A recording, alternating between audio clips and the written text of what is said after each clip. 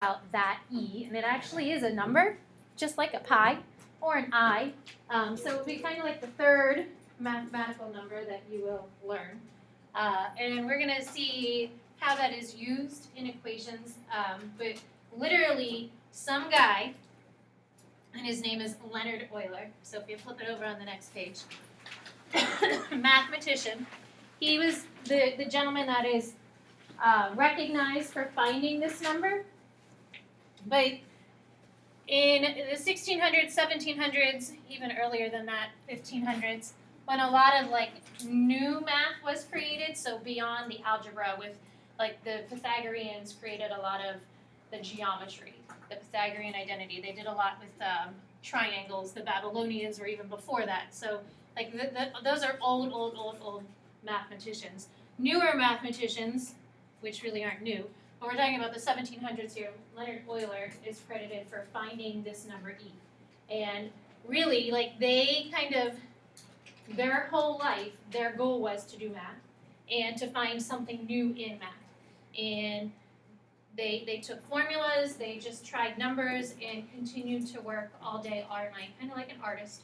When you're a new artist, they do the same thing. They work on their art all night, all day, until they perfect their piece. So in math, things are created by mathematicians literally just working on one problem until they can find a solution to the one problem, and then they usually get their name. So Leonhard Euler, the number E, was created by him. So after he found out that he had this pattern with the number E, and that formula that always made 2.7182818, then he had to have another mathematician verify it, and another mathematician verify it, and somebody else verify it. And then eventually, it becomes an actual number that we use in math. So this number, which is E, is called the natural base.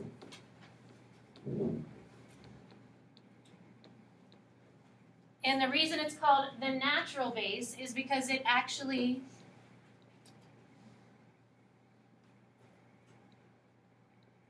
creates an exponential equation. So it is a base because any number raised to an exponent is called a base. So Monday, Tuesday, Wednesday, we worked with 2 to the x, or 3 to the x, or 1/2 to the x, 1/3 to the x. So that number that's attached to the exponent is called your base. So E we call the natural base because it's also connected to something called the natural log. They kind of go together. But Leonhard Euler was the guy who created it, and he literally like found that pattern that you did on the other sheet, the previous slide. He found the pattern, this one right here, and found that it is 2.7182818, and it goes on forever, just like the number pi. So it's an irrational number. An irrational number can never be written as a fraction or a whole number. It's just a number that goes on forever. And it's found by the pattern of taking 1 plus 1 divided by some number n to that same exponent. And you can divide it by anything, not just the numbers that were on the previous page. So you could divide it by 1,000, 100,000, 15 million. You're always going to create that number.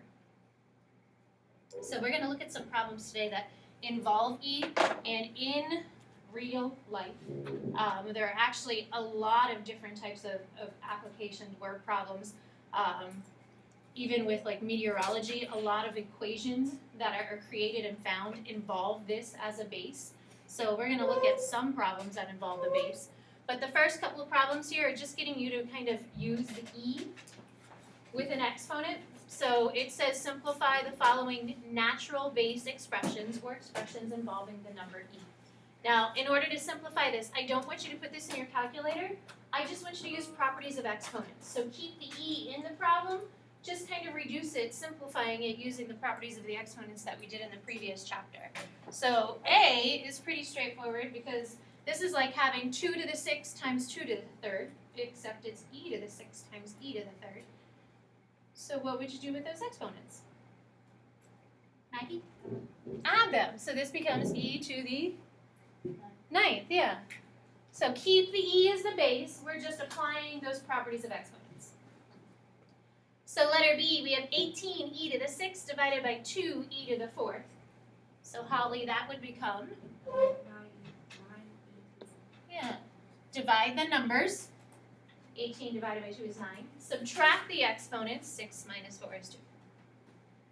And then number 4, we have 4e to the 3x, and then that quantity is squared. Mackenzie Myers, what would you do with that one?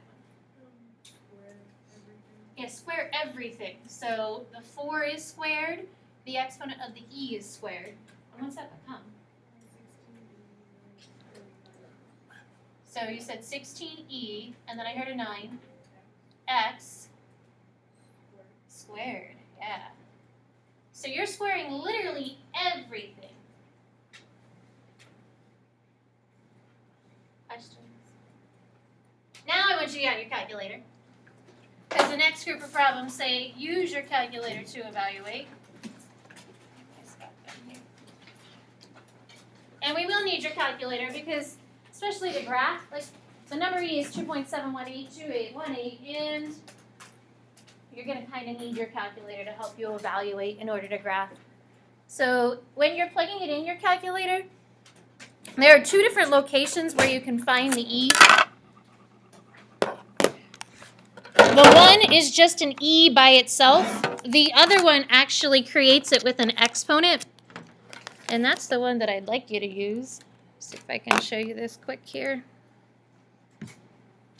So if you look on the left side of your calculator,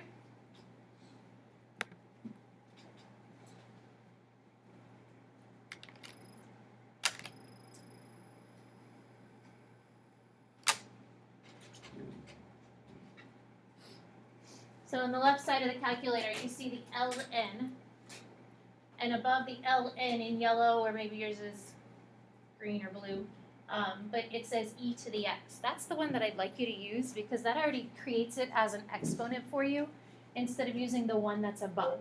So if you type in this second button, so if you hit the second button, and then you hit that ln, yours probably is already as an exponent. Mine's an old calculator, and it creates it as a parenthesis. But then it already has that exponential function involved for you. So that first one, you're just plugging in e to the negative 2. The second one, you're typing in e to the 0.3. But use the second ln button. So Maggie, you got for the first one, 1, 3, 5. And what did you get for the second one?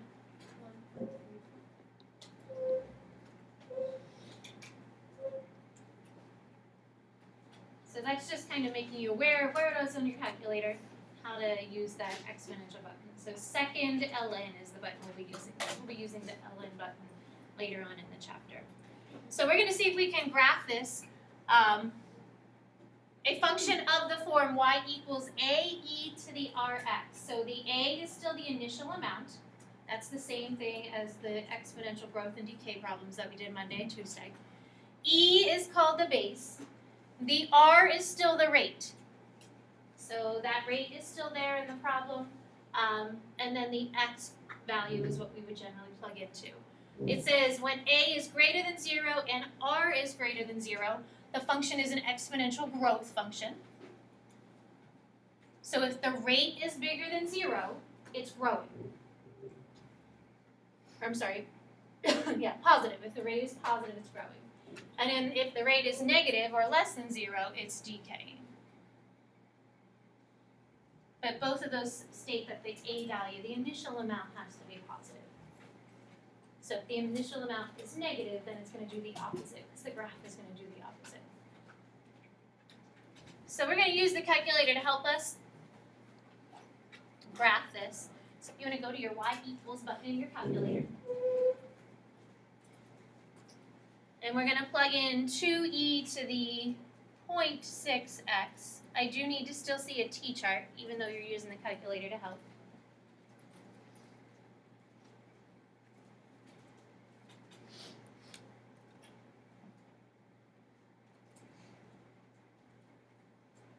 So, because the base is not a nice numerical whole number, using the calculator and its capabilities with all the decimal values, it just makes it a little easier to plug this in.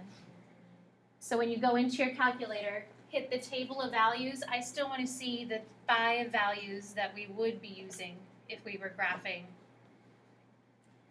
and plotting the points. So please fill in 5 values into a T-chart. -2, -1, 0, 1, and 2.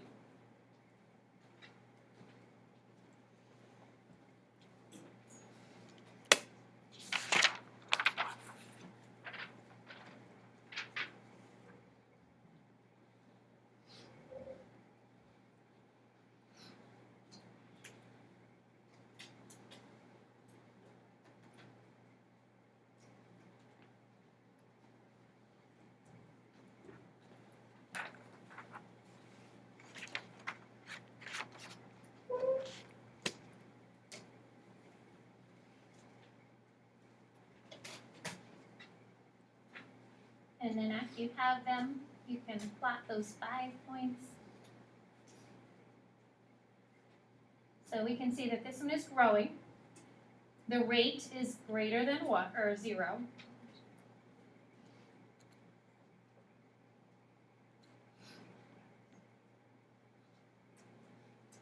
So it is an exponential growth function. And it still has pretty much the same shape that our graphs had, whether the base was a 2 or a 3 or a 4. The exponential growth graphs still have the same base or the same shape. It's just that base now, that E is always the number 2.7182818. And on and on and on. So when you look at this graph, what's the domain, Odette, of the graph? Yeah.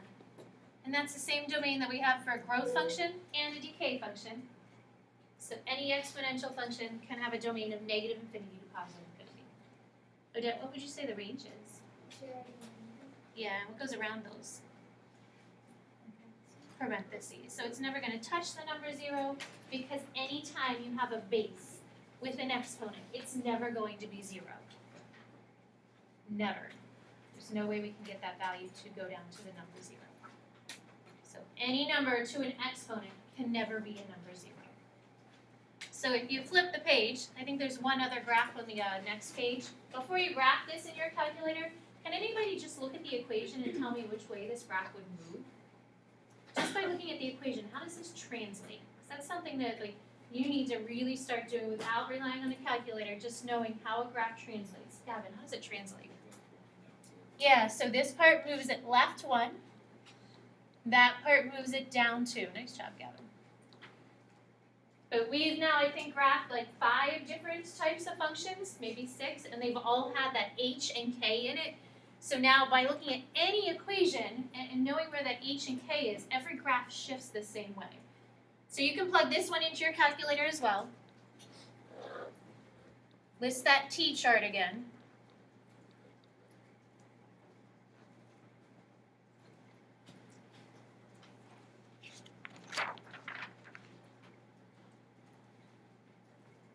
So this one should go left 1 and down 2.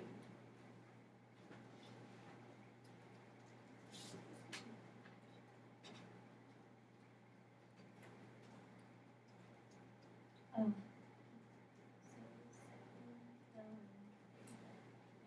So before, you had just the ln, but make sure you use the same. So type in the -3.5, the parentheses, exactly as you see. Anybody else need help?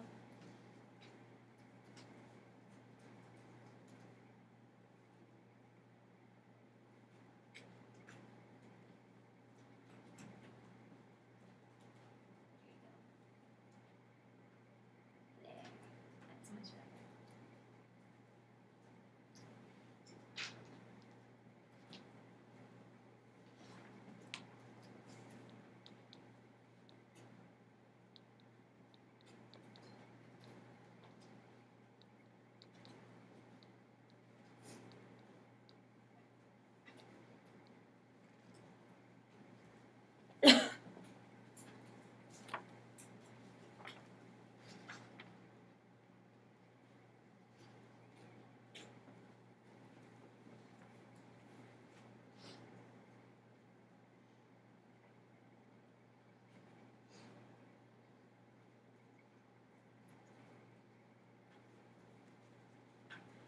So just with the amount that we have graphed here,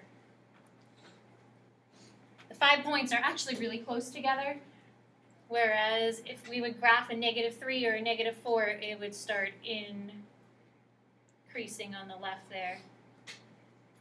But these last 3 values, I mean, all of them are pretty close together. So again, try and make it curved. As those couple of values are getting closer and closer together, that's where it kind of stops decreasing and it just starts leveling off. So, Eden, what would the domain of this graph be? Do you know what the range would be? What does it look like those numbers are going to eventually get pretty close to? So we're going to kind of horizontally level off. What number would they get really close to? Look at the equation too. Like what number's in the equation that would move the graph up and down?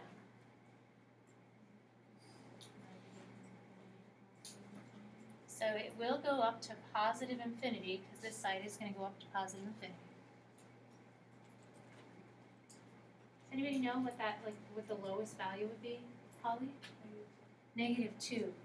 So eventually this is just going to kind of horizontally flatten, and it's just going to skim a little bit close to -2. It won't go ever below that, and that's because in the equation, this -2 part right here, that's the part that's kind of stopping the graph. So at -2, that's the farthest down that it's going to go.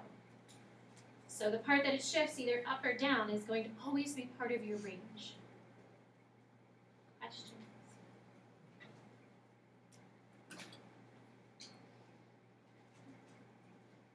So these graphs are, I consider, like cheater graphs because you're not really using a lot of mental work like the other ones that we did.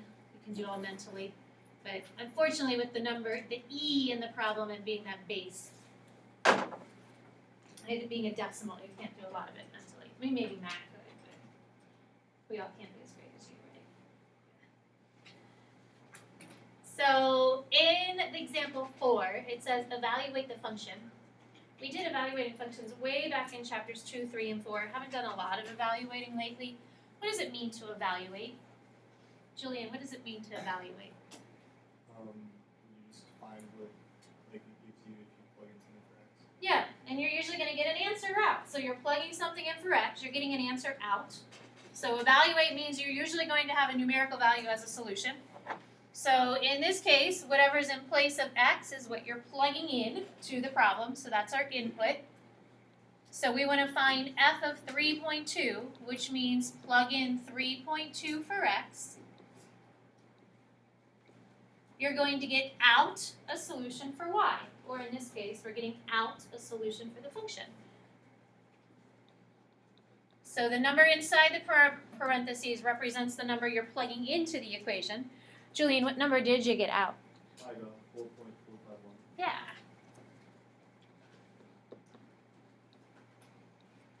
So input, the x inside. Output is the number you're getting out after you plug that in. That is also part of the range value, 4.451. The next one, doing exactly the same thing. Again, just getting you used to working with this E value. So we're plugging in a 5.4.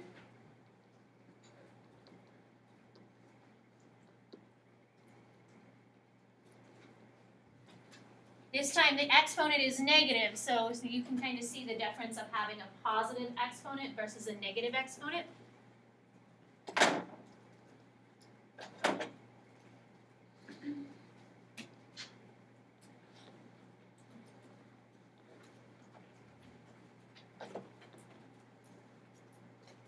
So what'd you get?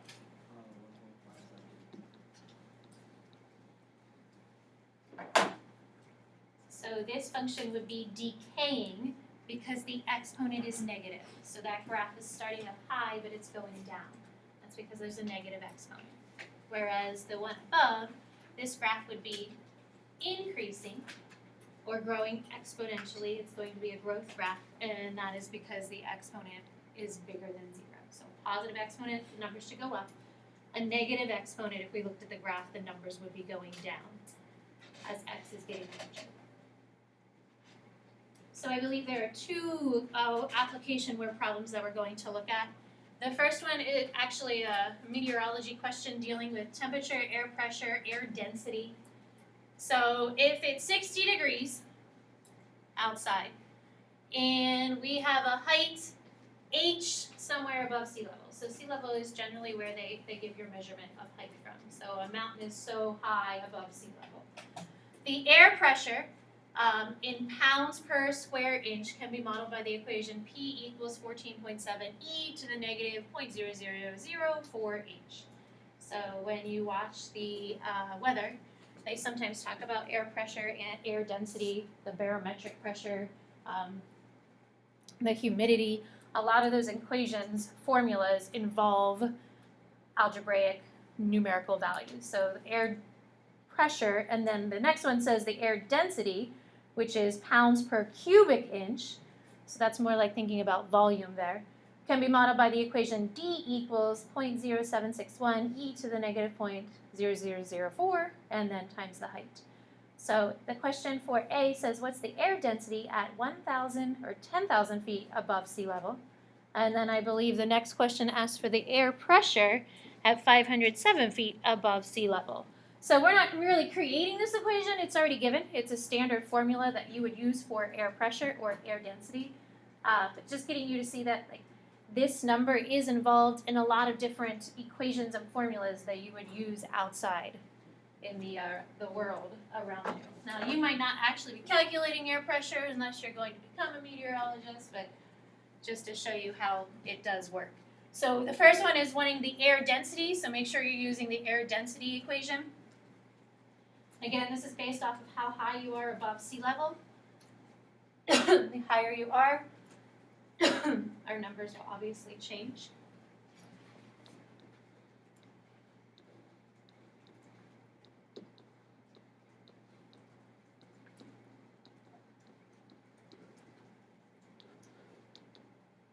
I think is it Denver, Mile High Stadium, which they probably don't have Mile High Stadium anymore. Is it a different stadium? Is it still Mile High Stadium? And I know that the football players always have, if you're not from Denver, a harder time breathing there because the air is so much thinner up there. So you'll see sometimes if you're watching the game, they have a lot of the air masks on after they're coming off the field. Anybody know, remember seeing a Denver game? No, this game is crazy. Nobody? Nobody watches football? Yes. So plug in the 10,000 feet. Deb, what did you get? I got 0.0014. And that would be in? Pounds per cubic inch. Right, so pounds per cubic inch. So the smaller that number means the thinner the air is, the harder that it would be for us to breathe because we're not used to kind of breathing in air that is that thin. Bless you. And then the next one, so now we're down at 507 feet above sea level, not seal level. Have to fix that there. So you're using the air pressure formula, which is 14.7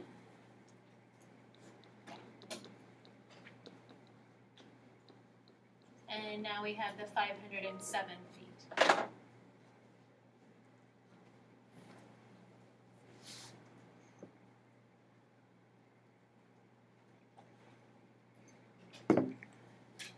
Abby, what'd you get there? 2.0017 Nice. So pounds and then per square inch. So those are just two formulas that involve the number E. There is one other formula that we have. If you flip the page, of course there are more than just one, but if you flip the page, we were talking about compounding interest. And that interest formula, if you're compounding it quarterly, annually, monthly, daily, that was one of the problems on the worksheet that you did yesterday. Well, the other type of compounding interest would be if it's compounded continuously. which essentially means you're earning money every single millisecond that exists. So you're just always earning money on whatever you have invested. So when interest is compounded continuously, the amount in an account after T years is given by this formula. So A for the amount,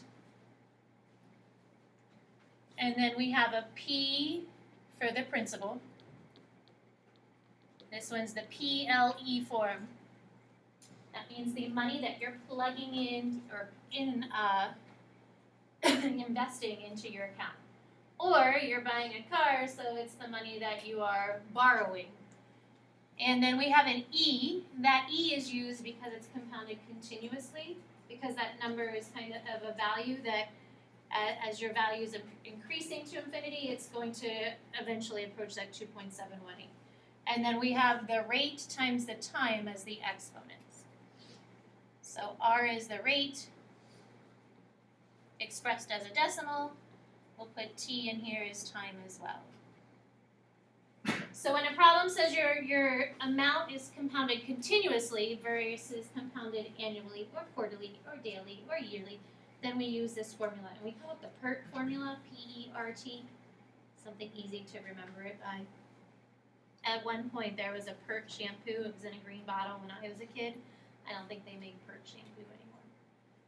Maybe Giant Eagle has it. They got a lot of shampoos, but I don't know if they make PERT anymore. So the last two questions here, compounding interest. You deposit $3,500 into an account that pays 4% annual interest compounded continuously. What is the balance after 1 year? So you have an amount that you're depositing, that's called the principal. Either you're borrowing or depositing money, that's always the principal, that's the initial amount. So $3,500. Because it's compounded continuously, we have the number E involved in the formula. Because that number is found by using an infinite value, which is what continuously means. The rate as a decimal is 0.04, and this is just after 1 year. So you plug a 1 in for time. So you plug the information in to your equation. You plug the information into your calculator.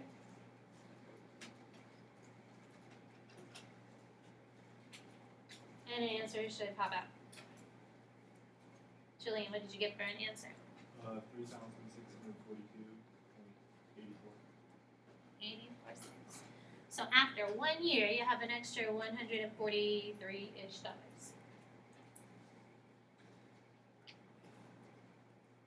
It could go the other way around. At the end of the year, if you're borrowed $3,500, that's the interest that you would be paying. The last question here, you deposit $4,800 in an account that has a 6.5 interest rate, which this should really be a borrowing question. The interest rate for borrowing money is higher than the interest rate for earning money, unfortunately. But $4,800. We have the E because it's compounded continuously, so that's a word to now look for. And then the rate is 0.065. Remember, you're writing that as a decimal. 6.5% is 0.065. And then the amount after 3 years. Don't forget your $sign. Emma, how much is in the account after 3 years? You said 543. 33? Sorry. And then how much cents? Any questions? So the homework on the packet, I'm taking out the book homework, so do not do the book homework that's listed on the packet. I have a worksheet that I'm going to give you. One worksheet will suffice. You don't need to have book homework and a worksheet. And I figure you probably would rather have a worksheet than book homework.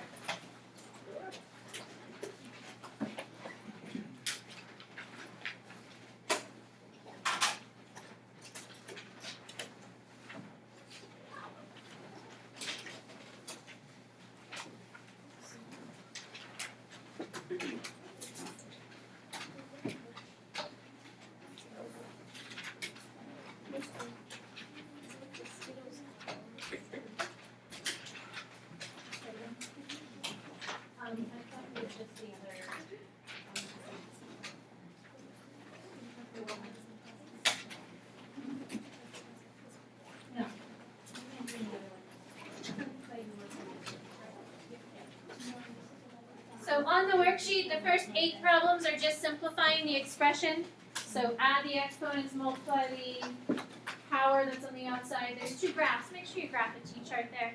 And then on the back, you've got 4 application problems. So again, please don't do the book homework unless you really want to. I have a feeling you don't really want to.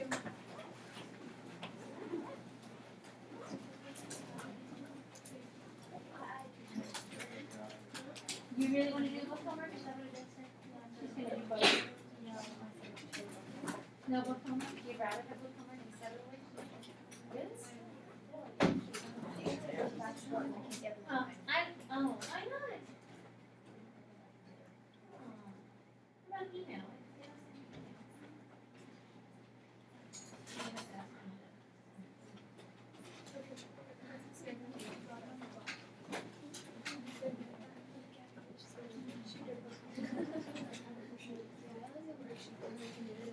Odette, I can post it to Google Classroom. Do you get that? Yeah, I can do that. Yeah, and then you don't need a book.